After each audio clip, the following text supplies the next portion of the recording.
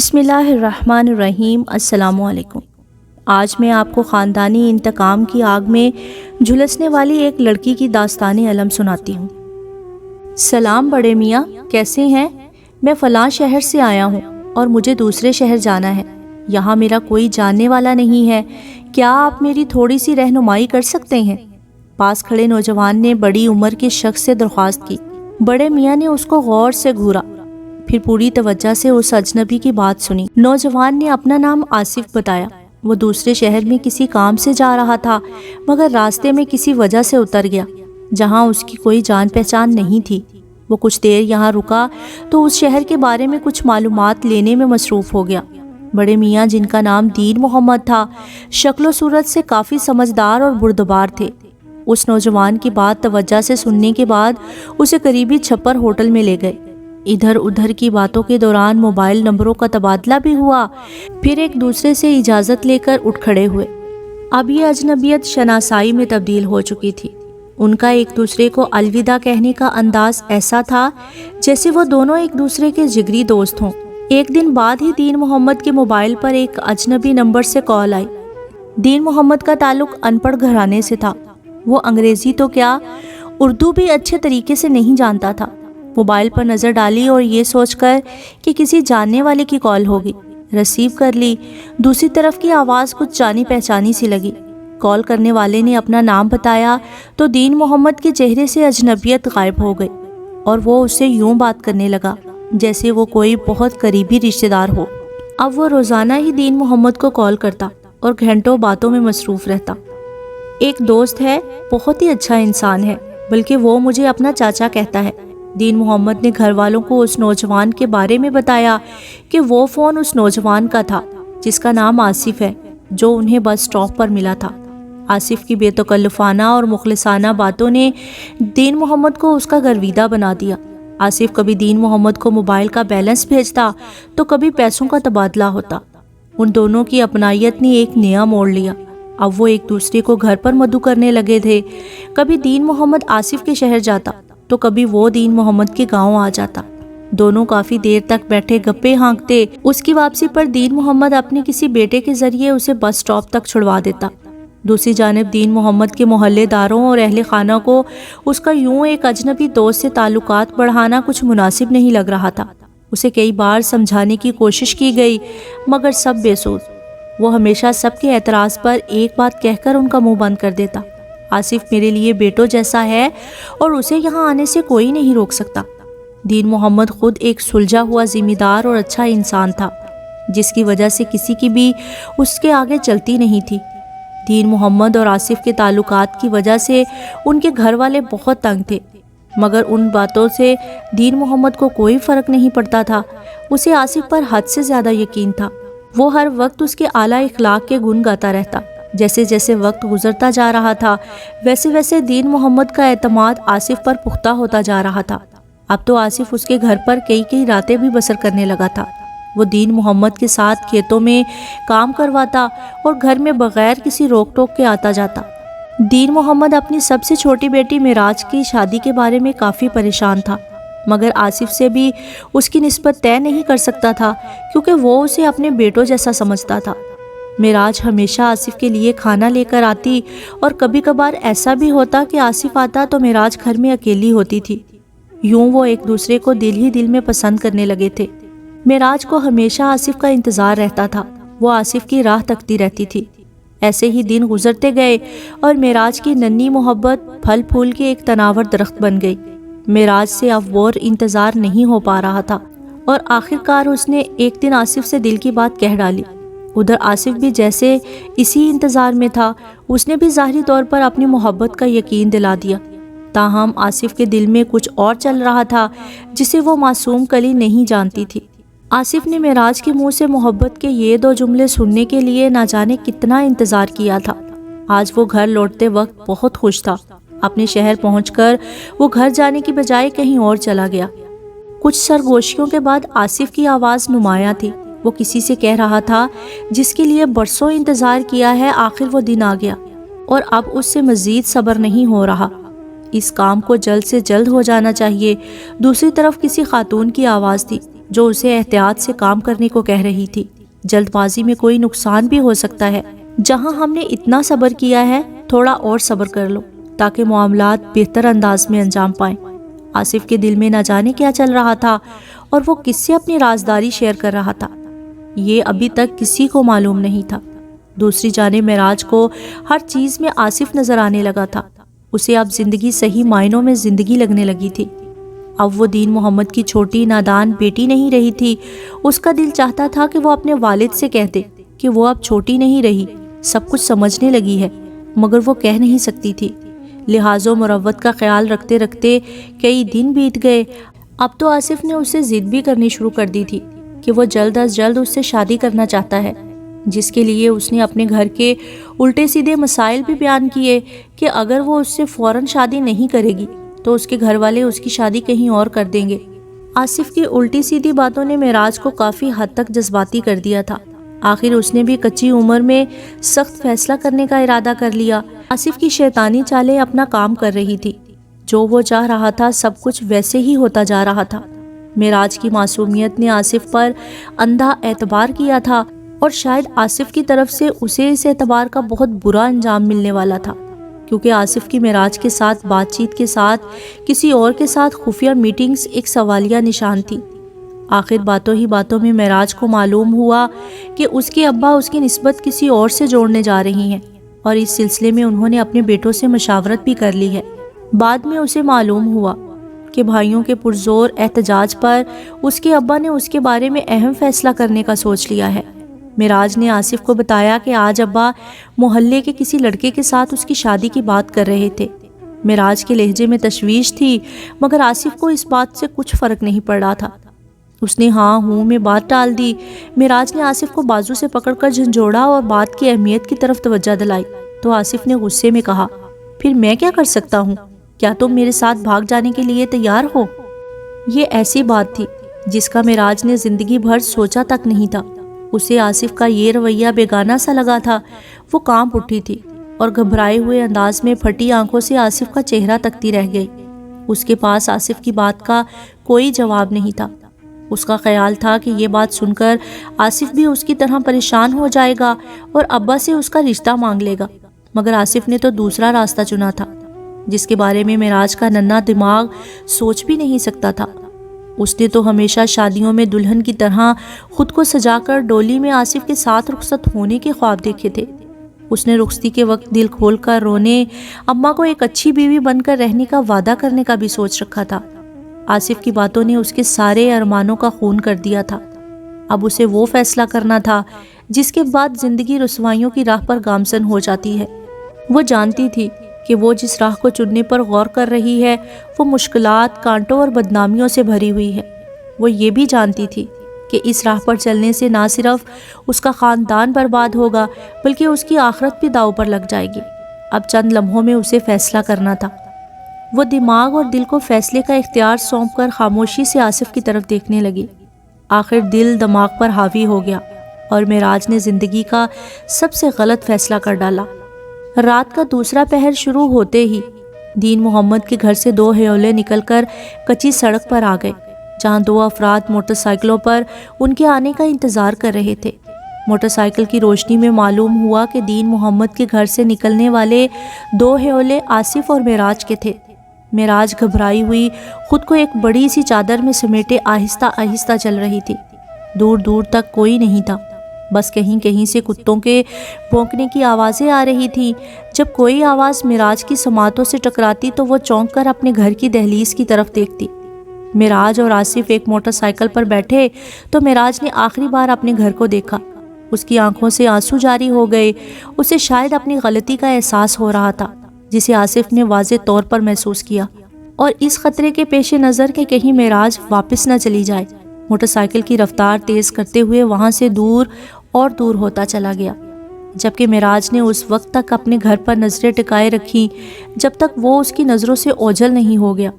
معراج ایک بڑی کوچ کے ذریعے دوسرے شہر آ چکی تھی جسے اس نے پہلی بار دیکھا تھا، لیکن اسے شہر کی چکا چوند روشنی سے وحشت ہو رہی تھی اور رہ رہ کر گھر یاد آ رہا تھا۔ اسے گھر سے یوں چلے آنا بہت برا لگ رہا تھا۔ وہ خود کو دل ہی دل میں برا بھلا کہہ رہی تھی۔ ہاں وہ بری ہے، بہت بری۔ اس نے اپنی محبت دینے والی ماں کو دکھ دیا ہے، سب سے الگ شفقت دینے والے باپ کو دھوکہ دیا ہے۔ اس کا ضمیر اسے ملامت کر رہا تھا۔ وہ انہی خیالوں اور وسوسوں میں ڈوبی ہوئی تھی کہ کسی نے اسے نیچے اترنے کا اشارہ کیا۔ وہ چونک پڑی اور اپنے ارد گرد کے ماحول کا جائزہ لینے لگی۔ اسے احساس تک نہیں ہوا کہ کچھ ہی لمحوں میں وہ اپنوں سے بیگانوں میں آ چکی ہے۔ اس کو آصف سمیت سارا کا سارا ماحول اجنبی لگا۔ اس کا دل زور زور سے دھڑک رہا تھا۔ وہ حقیقت میں خوفزدہ ہو گئی تھی۔ آصف اسے نیچے اترنے کا اشارہ کر رہا تھا۔ اس نے گھبرا کر خود کو سمیٹتے ہوئے ادھر ادھر دیکھا اور کوچ سے اتر آئی۔ کچھ لڑکوں نے آگے بڑھ کر اس کا مختصر سا سامان اٹھایا اور وہ پیدل چلتے ہوئے ایک بڑی سی حویلی کے دروازے پر پہنچ گئے۔ دروازے پر بڑا سا تالا لگا ہوا تھا۔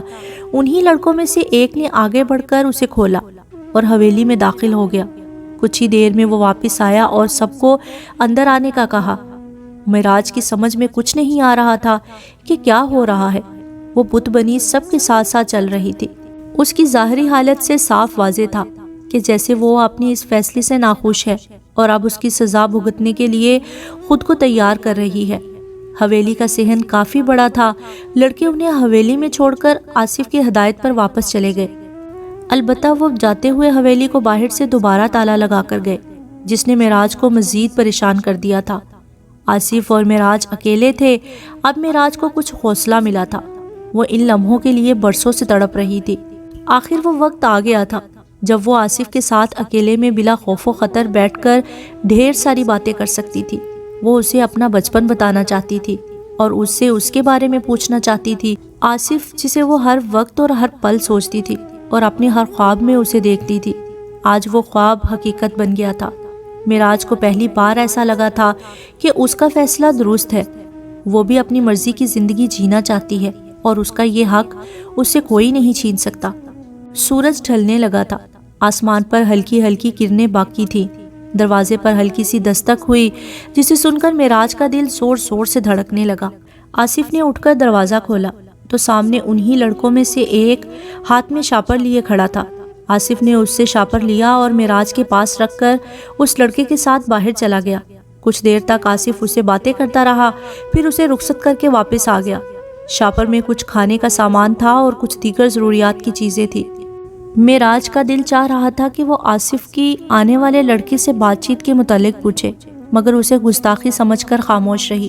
وہ آصف کے بارے میں یہ سوچنا بھی گناہ سمجھتی تھی کہ آصف اس کے خلاف بھی کوئی بات کر سکتا ہے۔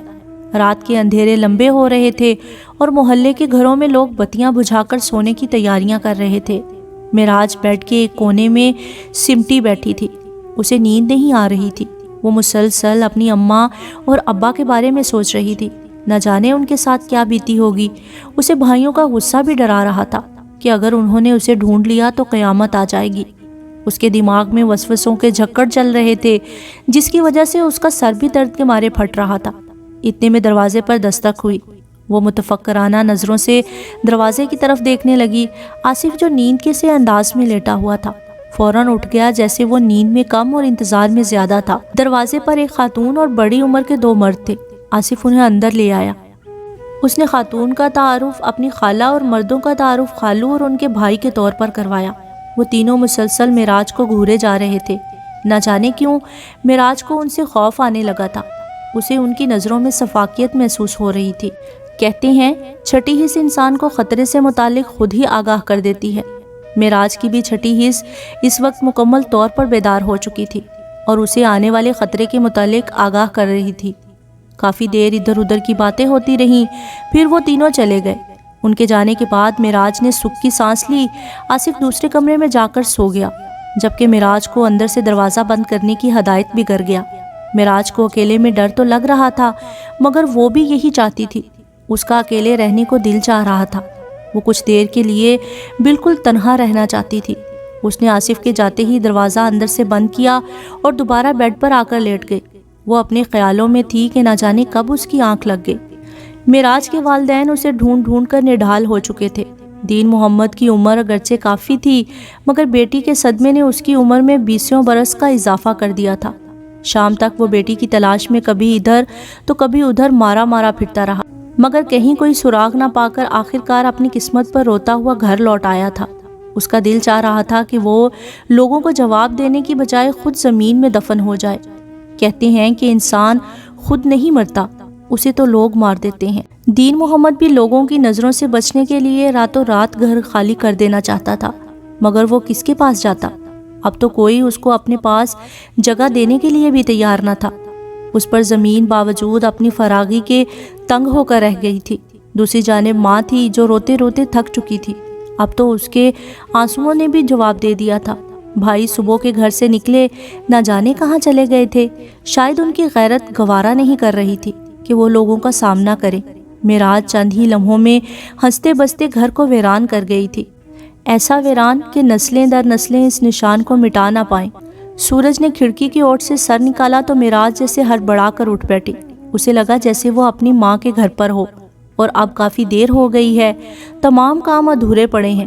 مگر پھر اسے احساس ہوا کہ نہیں، اب وہ ان سے سینکڑوں کلومیٹر دور نہ جانے کہاں پر ہے۔ اس کا دل زور زور سے رونے کو چاہ رہا تھا۔ اس کے انتہائی ضبط کے باوجود آنسو چھلک کر اس کی رخساروں پر پھسل گئے۔ اس نے دوپٹے کے پلو سے آنسو پونچھے اور پھر خود کو سمجھانے والے انداز میں دلاسا دینے کی ناکام کوشش کرنے لگی۔ آصف نے آج کسی قاضی سے بات کر کے معراج سے باقاعدہ نکاح کرنے کا وعدہ کیا تھا۔ معراج بھی یہی چاہتی تھی کہ اپنے اس رشتے کو جلد از جلد پاکیزگی بخشے، جس کے لیے اس نے صبح ہی آصف سے بات کی تھی۔ آصف قاضی سے بات کرنے کا کہہ کر باہر چلا گیا تھا۔ دوپہر کے وقت آصف لوٹا تو اس کے ساتھ کچھ افراد بھی تھے، اور بقول آصف اس کی خالہ بھی تھی۔ انہوں نے آصف اور معراج کو اکٹھے بٹھا کر نکاح کی تقریب کرنے کے انداز میں کچھ باتیں کی، ایک صاف کاغذ پر انگوٹھے لگوائے اور چلے گئے۔ سب کے جانے کے بعد آصف کی خالہ معراج کے پاس آ کر بیٹھ گئی اور اسے مبارکباد دیتے ہوئے کچھ ضروری ہدایات دینے لگی۔ معراج کو ان کی باتیں عجیب اور بری لگ رہی تھی، تاہم وہ ان کی باتیں سنتی رہی۔ سب لوگ حویلی سے چلے گئے تھے اور معراج دل ہی دل میں بہت خوش تھی۔ وہ جیسا چاہتی تھی ویسا ہی ہو رہا تھا۔ اب وہ آصف کی ہو چکی تھی اور انہیں کوئی ایک دوسرے سے جدا نہیں کر سکتا تھا۔ معراج نے آصف کے پاس بیٹھتے ہوئے پہلی بار اس کے ہاتھوں کو چھوا تھا۔ وہ اس کی گود میں سر رکھ کر سونے کے لیے بےتاب تھی۔ کچھ دیر باتیں کرنے کے بعد آصف کسی ضروری کام کا کہہ کر چلا گیا اور کافی دیر بعد اس کی واپسی ہوئی۔ معراج کو فکر سی لگی ہوئی تھی کہ آخر آصف اسے کیوں نہیں بتاتا کہ وہ کہاں چلا جاتا ہے۔ رات کافی گزر چکی تھی۔ معراج کی زندگی میں یہ رات سب سے اہم تھی۔ آج وہ آصف کی اپنی تھی اور اسے اس پہ فخر محسوس ہو رہا تھا۔ ادھر آصف بھی اس دن کے لیے بےتاب تھا۔ آصف اور معراج دو سے ایک ہو گئے تھے۔ صبح آصف نے معراج کو اٹھایا اور فوری تیار ہو کر آنے کا کہا۔ کچھ ہی دیر بعد دونوں کو ایک سفید گاڑی لینے کے لیے آئی اور دونوں اس میں سوار ہو گئے۔ معراج نے پوچھا بھی کہ وہ کہاں جا رہی ہیں، مگر آصف نے کچھ بتانے کی بجائے خاموشی اختیار کر لی۔ معراج کے بار بار اصرار پر آصف نے اتنا کہا کہ اب ہماری رہائش دوسری جگہ پر ہوگی۔ معراج کو حیرت ہوئی مگر وہ خاموش ہو گئی۔ گاڑی ایک فلیٹ نما بلڈنگ کے پاس رک گئی۔ آصف نے سامان اٹھایا اور معراج کو ساتھ لے کر بلڈنگ کی تنگ سیڑھیاں چڑھتا ہوا ایک چھوٹے سے 2 کمرے کے فلیٹ کا دروازہ کھول کر اندر داخل ہوا۔ بلڈنگ کے تمام فلیٹس میں لوگ رہائش پذیر تھے۔ فلیٹ اگرچہ تنگ تھا مگر لوگوں کو دیکھ کر معراج کو اچھا لگا کہ اب اس کو اکیلے رہنے والا عذاب نہیں سہنا پڑے گا۔ معراج اور آصف ایک دوسرے کو سمجھنے کی کوشش کر رہے تھے، مگر ہر بار معراج کو ایسا لگتا تھا جیسے آصف اسے سمجھنا ہی نہیں چاہتا تھا، مگر وہ اسے اپنا وہم تصور کر کے ہر خیال کو جھٹک دیتی۔ دن اچھے گزر رہے تھے اور معراج خوش تھی، بس کبھی کبھار اپنے والدین کے بارے میں سوچ کر پریشان ہو جاتی تھی۔ 2 ماہ کا مختصر عرصہ بیت گیا تھا۔ ایک دن آصف نے معراج کو کہیں جانے کے لیے تیار کیا اور ایک گاڑی میں بٹھا کر نکل پڑا۔ سفر کافی طویل تھا۔ معراج نے حیرت سے آصف سے پوچھا کہ ہم کہاں جا رہے ہیں، مگر آصف نے صرف اتنا کہا جہاں سے آئے تھے۔ اس کے لہجے میں تلخی تھی۔ معراج کو آصف کا لہجہ اجنبی سا لگا۔ رات کا اندھیرا چھانے لگا تھا جب ڈرائیور نے گاڑی سڑک کے کنارے لگائی۔ آصف نے معراج کو اترنے کا کہا تو معراج کو حیرت ہوئی کہ اس اندھیرے میں اور یوں اکیلی سڑک پر کیوں اترنے کا کہہ رہا ہے، مگر آصف کے بار بار کہنے پر آخر وہ نیچے اتر آئی۔ اندھیرے میں ہرے بھرے لہلہاتے کھیت عجیب منظر پیش کر رہے تھے۔ معراج کو وہاں کا ماحول مانوس سا لگ رہا تھا۔ آصف نے معراج کو ساتھ لیا اور پیدل چلنا شروع کر دیا۔ معراج کو حیرت ہو رہی تھی کہ آخر آصف کو ہو کیا گیا ہے۔ وہ اسے بار بار پوچھتی رہی مگر آصف کا لہجہ ہر بار پہلے سے زیادہ سخت ہوتا جا رہا تھا۔ آخر معراج نے رک کر آصف سے دو ٹوک بات کرنی چاہی کہ آخر وہ اسے کہاں لے جا رہا ہے، تو آصف نے سخت غصے میں جواب دیا کہ وہ اسے اس کے گھر چھوڑنے جا رہا ہے۔ معراج کی آنکھیں پھٹی کی پھٹی رہ گئیں۔ انتہائی غیر متوقع جواب سن کر اس کا گلا خشک ہونے لگا۔ اسے اپنے کانوں پر یقین نہیں آ رہا تھا کہ یہ سب آصف نے کہا ہے۔ وہ تو سوچ بھی نہیں سکتی تھی کہ جس آصف کے لیے اس نے اس قدر قربانیاں دی ہیں آج وہ ایسا بھی کر سکتا ہے۔ اس نے انتہائی بیٹھے ہوئے لہجے میں صرف اتنا پوچھا، کیوں؟ جس پر آصف نے جواب دیا کہ اب مجھے تمہاری ضرورت نہیں رہی، ہمارا مقصد پورا ہو گیا ہے۔ معراج کی سمجھ میں کچھ نہیں آ رہا تھا کہ آصف کیا کہہ رہا ہے، کون سا مقصد، اور اب وہ اس کو کیوں نہیں رکھنا چاہ رہا ہے، اور یہ کہ آصف ہم کا لفظ استعمال کیوں کر رہا ہے۔ وہ کچھ نہیں سمجھ سکی تھی۔ اس نے اپنے اندر ہمت پیدا کر کے ان سوالوں کے جواب پوچھے تو آصف نے سب کچھ کھل کر بتا دیا۔ دراصل آصف دین محمد کے لیے اجنبی ضرور تھا مگر ایسا نہیں تھا کہ وہ اسے جانتا نہیں تھا، بلکہ وہ اسے بہت اچھی طرح جانتا تھا۔ دین محمد اور اس کا شہر اس کے لیے اجنبی نہیں تھا۔ وہ کافی دنوں سے وہاں رہ رہا تھا اور دین محمد سے اتفاقاً نہیں بلکہ اس کے ساتھ روابط بڑھانے کے لیے ہی باقاعدہ ایک منصوبے کے تحت ملا تھا۔ یوں وہ اس کے گھر تک رسائی چاہتا تھا۔ اس کی معاونت اس کی خالہ اور خالو کر رہے تھے جو دوسرے شہر میں رہتے تھے۔ دین محمد سے دوستی، اس کے گھر تک رسائی اور پھر گھر میں پہنچ کر اعتماد حاصل کر کے معراج کے ساتھ محبت کی پینگیں بڑھانا، یہ سب ایک سوچے سمجھے منصوبے کے تحت ہوا تھا۔ آصف کی خالہ جس کا نام نورا تھا اور اس کا خاوند فضل یہ سب کچھ کروا رہے تھے۔ وہ دراصل اپنی بیٹی کا بدلہ معراج سے لینا چاہتے تھے۔ معراج کا بڑا بھائی شاکر نورا کے گھر کے پاس ایک کارخانے میں کام کرتا تھا۔ اس کا گزر روزانہ نورا کے گھر کے سامنے سے ہوتا تھا۔ شاکر شکل و صورت میں کافی اچھا دکھتا تھا۔ نورا کی ایک نوجوان بیٹی ریشما اس کو روز دیکھتی تھی۔ یوں دن گزرتے گئے اور ریشما کا شاکر کو دیکھنا بھی چلتا رہا۔ ریشما کو شاکر اچھا لگنے لگا تھا۔ ریشما کا باپ فضل اسی کارخانے میں کام کرتا تھا۔ وہ اپنے ابا کو کھانا دینے جاتی تو شاکر کہیں نہ کہیں کام کرتا نظر آ جاتا۔ آہستہ آہستہ ریشما کو شاکر سے محبت ہونے لگی تھی۔ ایک دن جب ریشما نے شاکر سے اپنی محبت کا اظہار کر دیا تو شاکر نے بھی خاموشی اختیار کر کے ہلکی سی ہاں کر دی تھی۔ یہ خاموش محبت وقت کے ساتھ ساتھ مضبوط محبت میں بدل گئی۔ شاکر نے کارخانے کو خیر بات کہا تو ریشما نے اپنی بڑی بہن کے ذریعے گھر والوں سے شاکر سے شادی کی بات کی، مگر اس کے گھر والوں نے صاف انکار کر دیا کہ وہ کسی اجنبی سے اس کی شادی ہرگز نہیں کر سکتے۔ شاکر کو یہ بات بری لگی، تاہم اس نے اس پر کسی خاص رد عمل کا اظہار نہیں کیا۔ شاکر ہمیشہ کے لیے وہاں سے چلا آیا، مگر دونوں کا موبائل فون پر رابطہ برقرار رہا۔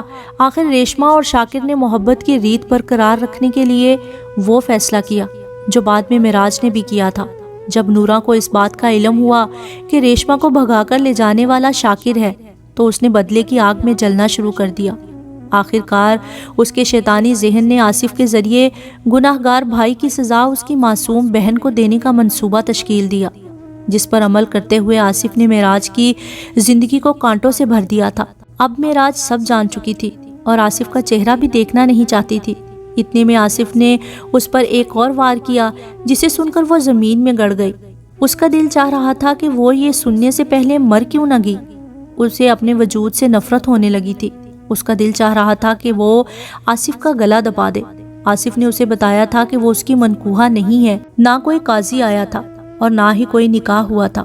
وہ سب معراج کو رام کرنے کا گھناؤنا منصوبہ تھا، اور جو کچھ معراج کے ساتھ 2 ماہ تک ہوتا رہا تھا وہ سب غلط اور ناجائز تھا۔ معراج پر آن کے آن نہ جانے کتنے پہاڑ توڑ دیے گئے تھے۔ آج اسے وہ سب یاد آ رہا تھا کہ آصف بار بار گھر سے باہر کیوں جاتا تھا۔ جب ٹوٹی پھوٹی اور لٹی ہوئی معراج نے اپنے والدین کی دہلیز پر قدم رکھا تو اسے معلوم ہوا کہ وہاں ہنسی کی جگہ صرف خشک آنسو ہیں۔ اسے اپنا گھر اجنبی لگ رہا تھا۔ وہ جس چیز کی طرف دیکھتی وہی اسے ناراض سی محسوس ہوتی۔ اماں کو دیکھ کر معراج زاروں قطار روتے ہوئے ان سے لپٹ گئی۔ وہ زندگی میں پہلی بار اس قدر روئی تھی۔ ماں بھی کیا شفیق ہستی ہے، اتنا سب کچھ ہونے کے باوجود بیٹی کو گلے لگا کر چومتی جا رہی تھی اور روتے ہوئے اسے چپ ہونے کو بھی کہہ رہی تھی۔ معراج کی واپسی کی خبر جنگل میں آگ کی طرح پورے محلے میں پھیل گئی۔ دین محمد نے جیسے ہی سنا کہ ان کی بیٹی لوٹ آئی ہے، وہ دیوانہ وار بھاگتا ہوا آیا اور اپنی بیٹی کو گلے لگا کر چومنے لگا۔ معراج ان کی گنہگار تھی، اس لیے وہ کسی سے نظریں نہیں ملا پا رہی تھی۔ کیا عجیب منظر ہوتا ہے جب بچے اپنے والدین کی عزت خاک میں ملا دیتے ہیں۔ والدین تب بھی ان کو سر آنکھوں پر بٹھاتے ہیں، اولاد انہیں زمین پر پھینک دے تب وہ اپنی ہتھیلیاں ان کے پیروں کے نیچے بچھا دیتے ہیں تاکہ انہیں کوئی تکلیف نہ ہو۔ ماں باپ نے تو اپنی نادان بیٹی کو معاف کر دیا تھا، انہیں محلے والوں کا بھی کوئی خوف نہیں تھا کہ وہ کیا کہیں گے۔ انہیں اپنی بیٹی واپس مل گئی تھی اور اب وہ اسے کھونا نہیں چاہتے تھے، مگر وہ دونوں معراج کے بھائیوں سے خوف زدہ تھے کیونکہ وہ جانتے تھے کہ وہ کبھی بھی اپنی بہن کو معاف نہیں کریں گے۔ اگرچہ معراج کو بھی ان کا ڈر تھا، مگر اس نے صاف کہہ دیا تھا کہ اگر وہ اسے سزا دینا چاہتے ہیں تو دیں، کیونکہ وہ گناہ گار ہے اور سزا کی مستحق بھی ہے۔ بھائیوں کو باپ نے کسی نہ کسی طریقے سے سمجھا بجھا کر راضی کر لیا تھا اور وہ بھی معراج کو معاف کر چکے تھے، مگر ایک بھائی اب بھی دل میں معراج کے لیے نفرت رکھتا تھا۔ ایک دن اس نے معراج کو اکیلا پا کر کلہاڑی سے اس کی گردن کاٹ دی۔ یہ دردناک منظر دیکھ کر ماں بے ہوش ہو گئی۔ معصوم معراج کچھ دیر تڑپی اور پھر گر گئی۔ یہ ایک ایسا واقعہ تھا جس پر پورا علاقہ سوگوار تھا۔ گھر کی ہر شے اس پر ماتم کناں تھی۔ بھائی کی غیرت یا جہالت نے معراج کی زندگی کا چراغ گل کر دیا تھا۔ ادھر معراج کے ساتھ بیتنے والے واقعے کی خبر شاکر کو بھی ہو گئی تھی، جو ریشما کے ساتھ شادی کے بعد سے ہی گھر سے مفرور تھا۔ اسے یہ بھی معلوم ہوا کہ ریشما کی وجہ سے ہی اس کی معصوم بہن کے ساتھ اتنا بڑا دھوکہ ہوا ہے۔ بعد ازاں اسے معراج کی موت کی خبر ملی تو اس نے ریشما کو اس واقعے کا قصوروار ٹھہراتے ہوئے اسے بھی زندگی کی ڈور سے آزاد کر دیا۔ یوں شاکر اور ریشما کی محبت سے شروع ہونے والی اس کہانی کا اختتام 2 معصوموں کے قتل اور 3 کو پھانسی کے پھندے پر لٹکا کر ہوا۔ آج بھی دین محمد کے گھر کے پاس سے گزرنے والوں کو ایسے لگتا ہے جیسے یہاں صدیوں سے کوئی نہیں رہ رہا۔ وہاں کی ویرانی دیکھ کر یہ محسوس کیا جا سکتا ہے کہ رشتوں کی پہچان میں اگر غلطی ہو جائے تو اس کا انجام ایسا بھیانک بھی ہو سکتا ہے۔ دین محمد آج بھی ہر بیٹی میں اپنی معراج ڈھونڈتا رہتا ہے۔